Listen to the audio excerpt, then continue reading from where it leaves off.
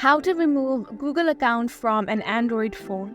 So the process for this is very simple, so do follow along. The first step is to open up your Gmail.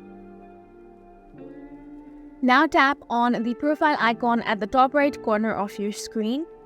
From here, you want to tap on the Manage Accounts on this device option, which is at the bottom of your screen. So now from here, you can add or remove your account. So to remove a Google account, you want to simply tap on that account. And now you can find the option of Remove Account. So tap on that option. From here, you want to tap on Remove Account again. And by doing that, you have successfully removed that Google account from your device. And that is it for this video. We hope you guys found it helpful. Please make sure to hit the like button and subscribe for more helpful tutorials.